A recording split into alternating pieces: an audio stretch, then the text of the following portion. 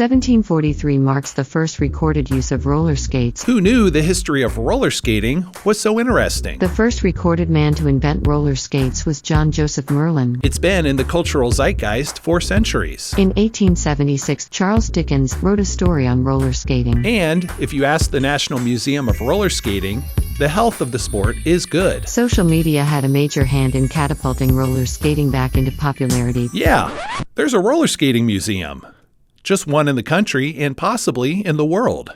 And of all places, it's located in Lincoln, Nebraska. The museum was founded in 1982. Max McKillop is the museum's archivist. We have an exhibit that has just Nebraska rinks past and present, which is kind of cool. So it shows photos from rinks that were in a lot smaller towns. And we know there's still some smaller rinks around. The museum covers the entire history of roller skating in a relatively small space. From inventors to wheel innovations to trends and offshoots and even music and how it's played in rinks throughout the decades. I would say a third of our visitors are locals. A third are probably people on I-80 who stayed over and wanted to do something unique in town.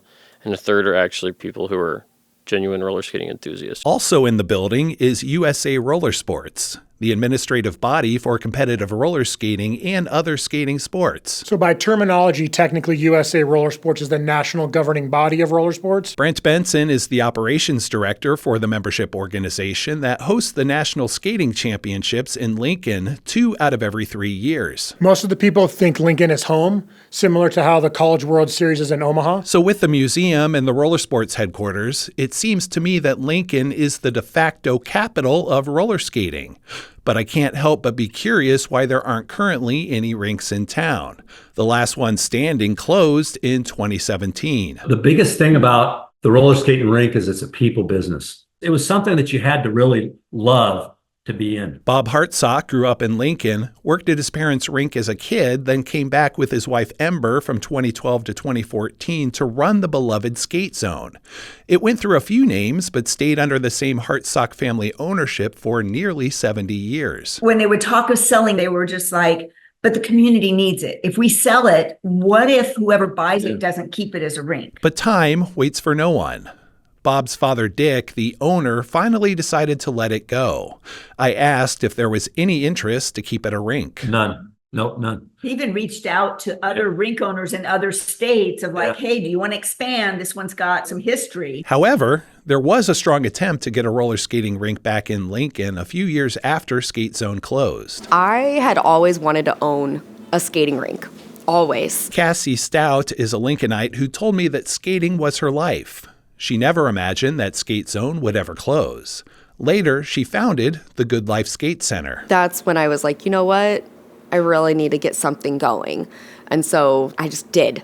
I mean, it was super scary, a lot of hard work, but I just kind of put the pedal to the metal and just went with it. Good Life was based at the Lincoln Sports Foundation, where Cassie saw her business grow with open skates, birthday parties, lessons, and more. It was as legitimate as you could possibly get it without having our own brick and mortar building. And that is where the biggest upfront cost comes in. Good Life shut down, and Lincoln remains without a rink. I still get phone calls and emails, text messages. To this day, we still get inquiries. So we know that roller skating, it's not going to die. Skating sports do seem to be on the rise. Check out the National Museum of Roller Skating and imagine lacing up your skates again. I'd give it a shot. I'm Andy Herman for Curious Nebraska.